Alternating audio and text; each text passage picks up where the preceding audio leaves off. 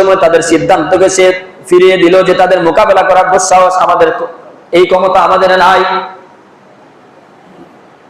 যেই সময় কাবার শরীফের একদম কাছাকাছি চলে গেল, আব্রাহা বাদশা ওই সময় আল হিমিয়ারি নামক একজন দূত প্রেরণ করলো, তুমি মক্কার মধ্যে যাও।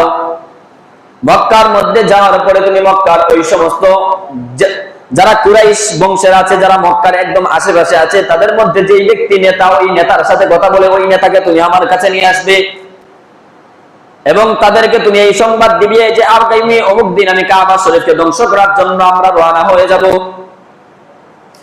ওই আল হিমিয়ারি নামক দূত মক্কার মধ্যে গেল, কাবা শরীফের আশেপাশে যারা আছে তাদের কাছে গিয়ে বলল যে তোমাদের এই কাবার, তোমাদের কুরাইশ বংশের মধ্যে বাদশাকে, নেতাকে, সবাই আব্দুল মুত্তালিবের নাম বলে দিল, নবী মুহাম্মদ সাল্লাল্লাহু আলাইহি ওয়াসাল্লামের দাদার নাম বলে দিল। ওই ব্যক্তি আব্দুল মুত্তালিবের সাথে কথা বলল, কথা বলার পরে বলল যে তোমাকে আমাদের বাদশা, ইয়ামানের বাদশা আব্রাহা বাদশা তোমাকে তার কাছে নিয়ে যাওয়ার জন্য আমাকে আদেশ করলেন।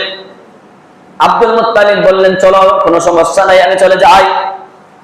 ওই দূত আব্দুল মুত্তালিবকে নিয়ে যেই সময় আব্রাহা বাদশার কাছে গেলেন, আব্রাহা বাদশা আব্দুল মুত্তালিবকে দূর থেকে দেখলেন। কত সুন্দর সুঠাম দেহের অধিকারী একটা ব্যক্তি, এত সুন্দর মানুষ কিভাবে হয়? আব্দুল মুত্তালিব এত সুন্দর ছিলেন, এত স্বাস্থ্যের অধিকারী ছিলেন, এত সুঠাম দেহের অধিকারী ছিলেন। আব্রাহা বাদশা আব্দুল মুত্তালিব নবী মুহাম্মদ সাল্লাল্লাহু আলাইহি ওয়াসাল্লামের দাদার চেহারা দেখে এত সুন্দর সুঠাম দেহের অধিকারী চেহারা দেখার সাথে সাথে তার সিংহাসন থেকে সে দাঁড়িয়ে গেল। মনে মনে ভাবলো, ওই ব্যক্তিকে আমার সিংহাসনের পাশে বসাবো নাকি আমি নিচেই চাটাইয়ের মধ্যে চলে যাব। একবার ভাবে যদি